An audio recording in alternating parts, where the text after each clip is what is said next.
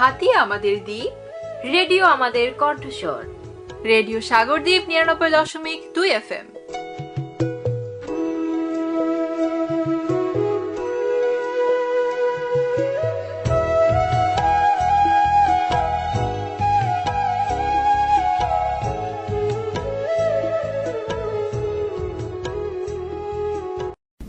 সুপ্রিয় শ্রোতা, সবাইকে প্রীতি ও শুভেচ্ছা জানিয়ে শুরু করছি নিরাপদ ব্যবস্থাপনায় পানির গুরুত্ব বিষয়ক ম্যাগাজিন অনুষ্ঠান মানতে হলে জানতে হবে এর তৃতীয় পর্ব। অনুষ্ঠানটি প্রচারিত হচ্ছে রেডিও সাগরদ্বীপ ৯৯.২ FM থেকে। বন্ধুরা, আজকের অনুষ্ঠানে আপনাদের জন্য থাকছে বিষয়ভিত্তিক নাটিকা, পিএসএ, সাধারণ মানুষের কথা, নিরাপদ ব্যবস্থাপনায় পানির প্রয়োজনীয়তা নিয়ে ডাক্তারের পরামর্শ এবং গুরুত্বপূর্ণ তথ্যসহ আরও অনেক কিছু। বন্ধুরা, আজকের অনুষ্ঠান উপস্থাপনায় আপনাদের সাথে আছি আমি সালমান মোহাম্মদ ফারাবি এবং আমি মোমেনা আফরিন। অনুষ্ঠানটির সহযোগিতায় মানব সম্পদ উন্নয়নে বাংলাদেশের গ্রামীণ পানি, স্যানিটেশন ও স্বাস্থ্যবিধি প্রকল্প এবং দ্বীপ উন্নয়ন সংস্থা। প্রচারিত হচ্ছে রেডিও সাগরদ্বীপ ৯৯.২ FM থেকে। প্রিয় শ্রোতা, পানির অপর নাম জীবন, তাই জীবনের সাথে পানির আন্তঃসম্পর্ক সুনিবিড় ও অবিচ্ছেদ্য। পানি আবার জীবিকারও অংশ। জীব ও জগতের জন্য অত্যাবশ্যক হচ্ছে নিরাপদ পানি। নিরাপদ পানি বলতে যে পানিতে ময়লা, আবর্জনা ও রোগ জীবাণু থাকে না তাকেই বোঝায়। আর নিরাপদ পানি মানে বিশুদ্ধ পানি, যে পানি পান বা ব্যবহার করলে শরীরের কোনো ক্ষতি হয় না বা রোগাক্রান্ত হওয়ার সম্ভাবনা থাকে না। ঠিক বলেছ। পৃথিবীর উপরিভাগের 4 ভাগের 3 ভাগই পানি। সব পানি আবার নিরাপদ বা বিশুদ্ধ নয়। বিভিন্ন উৎস হতে আমরা পানি পাই। বৃষ্টি, নদী-নালা, খাল, বিল, হ্রদ, সমুদ্র ইত্যাদি প্রাকৃতিক উৎস থেকে, আবার মনুষ্য সৃষ্ট উৎস পুকুর, কুয়া, নলকূপ, পানির কল ইত্যাদি থেকে পানি পাই।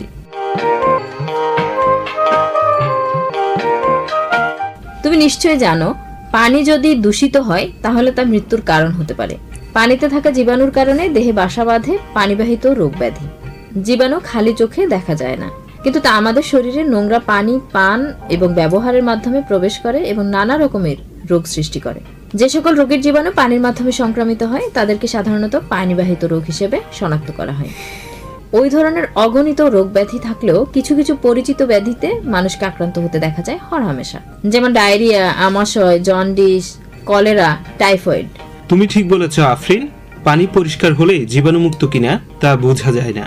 তবে ভূগর্ভস্থ পানি প্রাকৃতিক কারণেই জীবাণুমুক্ত ও নিরাপদ। আর এ পানি উত্তোলনের মাধ্যম হচ্ছে নলকূপ। সকল কাজে, বিশেষ করে খাবার ও রান্নার কাজে নিরাপদ পানি ব্যবহার করা জরুরি। আচ্ছা আফরিন, আমরা তো আজ নিরাপদ পানি ব্যবস্থাপনা নিয়ে অনেক কথা বলবো, তাই না? হ্যাঁ, অবশ্যই। যেহেতু আজকের বিষয় নিরাপদ পানি ব্যবস্থাপনা, সেহেতু বলতে তো হবেই।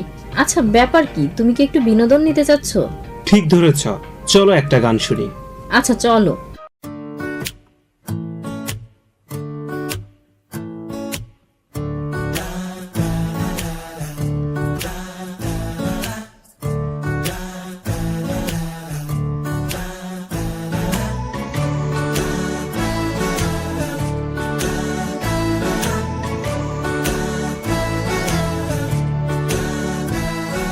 ক্রমশ এ গল্পে আরো পাতা জুড়ে নিচ্ছি। দুমুঠো বিকেল যদি চাও ছুঁড়ে দিচ্ছি। আরো কিছুক্ষণ যোগাযোগ ধরে রাখছি। আঙুলে আঙুল যেন ভুল করে ডাকছি। এ ছেলে মানুষই তুলি দিয়ে আঁকছি।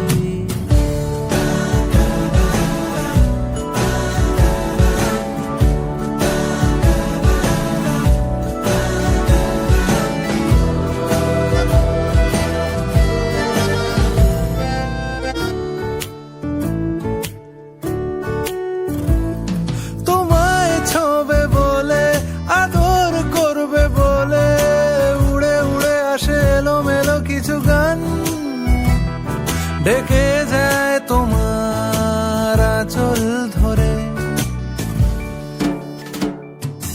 তুমি ছুঁলে জল, আমি বৃত্ত হয়ে থাকছি। দুমুঠো বিকেল যদি চাও ছুঁড়ে দিচ্ছি।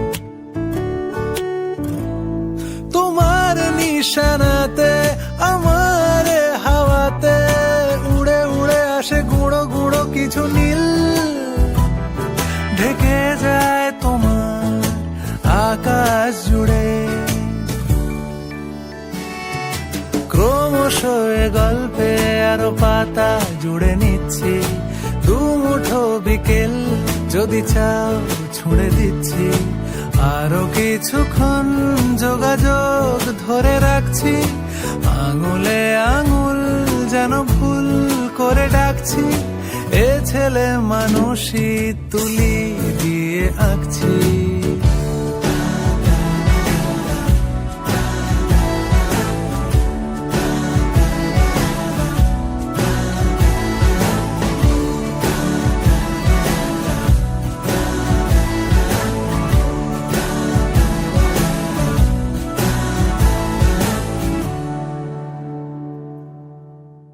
বিশুদ্ধ পানি নিরাপদ রাখে জীবন। দুর্গম এলাকা, গ্রামাঞ্চল এবং শহরের বস্তি এলাকায় নিরাপদ পানি সহজে পাওয়া যায় না। পানিতে জীবাণু, আর্সেনিক ও লবণাক্ততা রয়েছে। যদি আপনার কাছে নিরাপদ বোতলজাত পানি না থাকে, তাহলে আপনার পানি সিদ্ধ করে পান করা উচিত। ভাইরাস, ব্যাকটেরিয়া এবং পরজীবী সহ রোগ সৃষ্টিকারী জীবাণুকে মেরে ফেলার সবচেয়ে নিশ্চিত পদ্ধতি ফুটানো।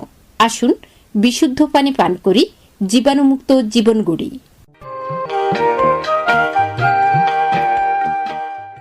প্রিয় শ্রোতা, পুকুর বা নদীতে রোগীর ময়লা কাপড় কাচা, গরু মহিষ গোসল করানো, পাট পচানো, পায়খানা প্রস্রাব করা, প্রাণীর মৃতদেহ ফেলা প্রভৃতি কারণে নদী, নালা, খালবিল ও পুকুরের পানি দূষিত হয়।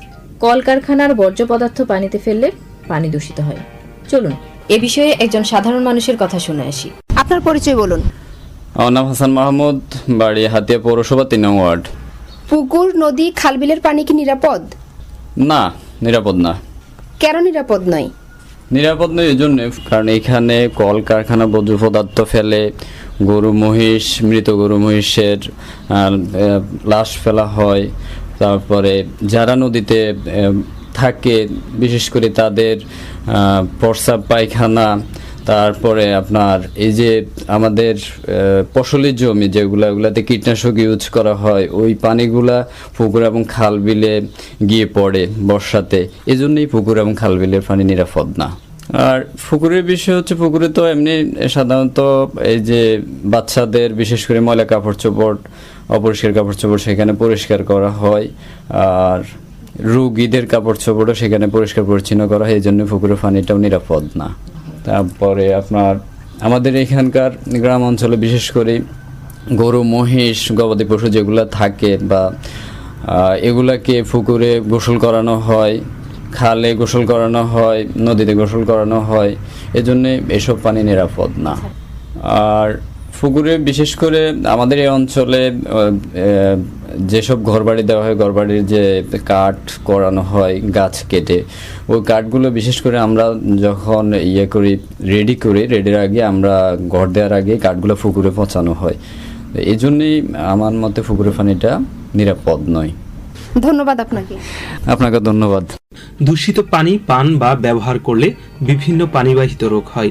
পানিবাহিত রোগ হলো সেসব রোগ যা জীবাণু দ্বারা দূষিত পানির মাধ্যমে বিস্তার লাভ করে, অর্থাৎ অপরিশুদ্ধ পানি পান করার মাধ্যমে অথবা সেই পানি বিভিন্ন কাজে ব্যবহারের ফলে যে ধরনের ব্যাধি সংক্রমিত হয় তাকেই পানিবাহিত রোগ বলে।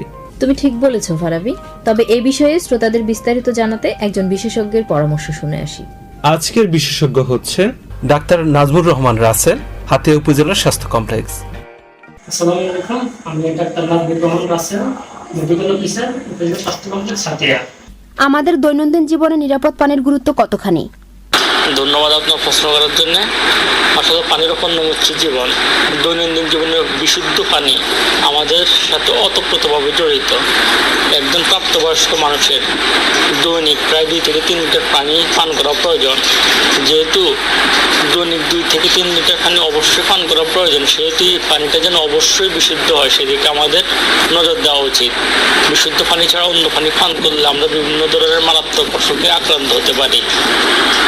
দূষিত পানি ব্যবহার করলে কি কি ক্ষতি হয়? ধন্যবাদ। আসলে দূষিত পানি ব্যবহার করার ফলে আমরা নানা রকম শারীরিক সমস্যার সম্মুখীন হই, যেমন cholera, cholera, typhoid, jaundice, diarrhoea ইত্যাদি পানিবাহিত রোগ দ্বারা আমরা আক্রান্ত হই। এসব রোগের দ্বারা আক্রান্ত হওয়ার কারণে আমরা শারীরিক, মানসিক এবং অর্থনৈতিকভাবে ক্ষতিগ্রস্ত হই। কিন্তু আমরা যদি দূষিত পানির পরিবর্তে বিশুদ্ধ পানি ব্যবহার করি, তাহলে এসব পানিবাহিত রোগ আমরা খুব সহজেই অ্যাভয়েড করতে পারি।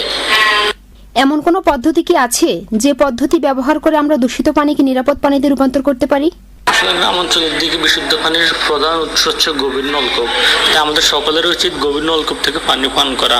আর যেখানে গভীর নলকূপ নাই, অথবা যেসব এলাকা বন্যা কবলিত এলাকা বা যেসব এলাকার মধ্যে বিশুদ্ধ পানি পাওয়া খুবই দুরূহ ব্যাপার, সেসব এলাকার মধ্যে আমরা খুব সহজেই পানি বিশুদ্ধ করতে পারি।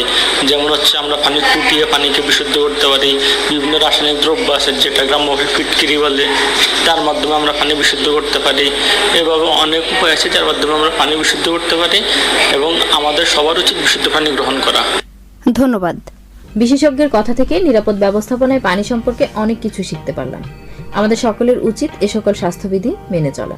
সুপ্রিয় শ্রোতা, পানির উৎস নিরাপদ হলেও যদি পানি সঠিকভাবে সংগ্রহ করা না হয়, তবে সংগৃহীত পানি দূষিত হতে পারে। তাই পানি সংগ্রহ ও বাহনের সময় যেসব দিকে খেয়াল রাখতে হবে সেগুলো হলো: অন্য স্থান থেকে পানি সংগ্রহ করে থাকলে খাবার পানির পাত্র ঢেকে আনতে হবে এবং সবসময় ঢেকে রাখতে হবে। পানির উৎস ঘরের কাছে হলে ভালো হয়, কারণ আমাদের দেশে পানি সংগ্রহের কাজে বেশিরভাগ নারীরাই জড়িত, বিশেষ করে কিশোরীরা। পানি সংগ্রহ করতে গিয়ে গর্ভবতী নারী, কিশোরী সহ বয়স্ক নারীদের স্বাস্থ্য ঝুঁকি সহ নিরাপত্তা বিঘ্নিত হয়। চলুন বন্ধুরা, এবার শুনে আসি একটি নাটিকা।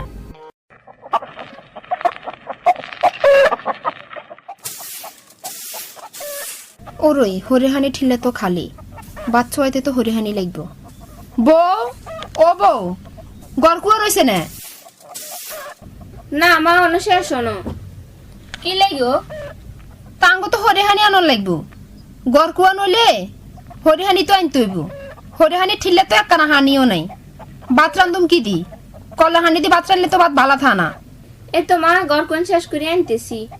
বেনের তুই কিনলে থালবাড়ি কিনো অন আইডে হয়ে রইছে। দ আর কিরবে, গড়কুয়ান শেষ করি ঠিল্লা লই যাইতে থালবাড়িও লই যাইও। তবে থালবাড়ি দুইবার আগে দি ঠিল্লাগা হুড়াই আরে দি যাইও। আচ্ছা মা, ঠিক আছে। কি হইছে? কোনানা জানার কথা কইতেছো? কোড়ে যাইবে? কই আর যামু? কই যামু? থালবাড়ি দুইতে আমার মারা একটিলে হানিয়ে দিতে, মা বাসু আইব। ভাত কি তোমরা হত্যদিন হরিয়ানি দি রান্ধো? তো কিরুম, কলাহানি দি ভাত রানলে ভাত বালা থা না। আর কল তো মেলা দূরে, এত হানি কি আনবো? তুই কি কোনোদিন হানি এক ঠিল্লা আনি দেশে? অতলে বোয়া নে, আর নইলে আই যাই আনন লাগে। আই তো হানি আনি না, কিন্তু মা হরির হানি তো নিরাপদ হানি ন। এই যে হরে হানি ব্যাগ কামে লাগান, ভাত তরকারি রান্ধেন, এই যে মাছ তরকারি ধুন, তারপর আবার গোসলও করেন, হেই হইতে আবার ময়লা কাপড় চোপড়ও ধুন। কত মুইতেন কত ময়লা আবর্জনা হইত। এই হানি কি ব্যবহার করানো উচিত? হরের হানি তো দূষিত, আর দূষিত হানি ব্যবহার করার কারণে মেলা রোগ। তুই আবার কি নিরাপদ হানি দূষিত হানির কাহিনী শুরু করছত? বউ তুই যসাই দেরি হই যা, তোর হরাই ঠিক মতো ভাত না খাইলে রাগারাগি করবো। মা, ইয়ান তো গুরুত্বপূর্ণ বিষয়। আনের হুতে কি কেউ কেন শুনিছেন না? শুনেন মা, হরের হানি বিভিন্ন প্রকারের রোগ জীবাণু আর ময়লা আবর্জনা মিশিতে। বুঝছি তোর কথা, কিন্তু আই তো জানি হরের হানিরে উতরাই লইলে জীবাণু নষ্ট হয়ে যায়, তাহলে কি সমস্যা? হ্যাঁ, কিন্তু আঙ্গ হত্যে দিনের ভাত তরকারি রান্ধন, মাছ তরকারি, ফলমূল ধুন, গোসলের লাই নিরাপদ হানি দরকার। এটা ছাড়াও টয়লেটে ব্যবহার করুন, আর নারীগো ব্যক্তিগত পরিষ্কার পরিচ্ছন্নতা অর্থাৎ ঋতুকালীন সময়ও নিরাপদ হানি ব্যবহার করতে হবে। নইলে বিভিন্ন ধরনের রোগ জীবাণু দ্বারা আক্রান্ত হই ব্যাকে অসুস্থ যেতে পারে। ব্যাগ তো বুঝলাম, কিন্তু এই গ্রামের মধ্যে আমরা কি আর শহরের মতন হানির ব্যবস্থা করতে পারুম? মা, আমি একখান বিষয় জানতে পারছি। কি বিষয়? FICSF এর বিডি ওয়াশ প্রকল্পের আওতায় মানুষে যাতে সহজে নিরাপদ হানি হা হেটার লাই বলেই বেশ কিছু সুযোগ সুবিধা আছে। হাসানি, কি সুযোগ আছে? শুনেন, কলতেন মোটর লাগাই 5টা নি ওভারহেড ট্যাঙ্কির মাধ্যমে 60টা জায়গাত, যেমন রান্নাঘর, টয়লেট, গোসলখানা আর আধনের জায়গাত এই রানিং ওয়াটারের ব্যবস্থা করুন যা। ওই প্রকল্পতেন এটার লাই বলি সহযোগিতা করে। আর এই 4খান জায়গাত রানিং ওয়াটারের ব্যবস্থা থাকলে আন্নগো কষ্ট কমে যাবে। এটা করলে নিরাপদ হানি আর স্বাস্থ্য অভ্যাসও নিশ্চিত হইব। তাইলে কি করতে হইব আঙ্গরে? এ বিষয়ে বিস্তারিত জানানোর লাই দ্বীপ উন্নয়ন সংস্থার নিকটস্থ শাখার যায় যোগাযোগ করতে হইব। তাইলে চল কালকেই যে দ্বীপ উন্নয়ন সংস্থার অফিসে যাই যোগাযোগ করি। আচ্ছা ঠিক আছে।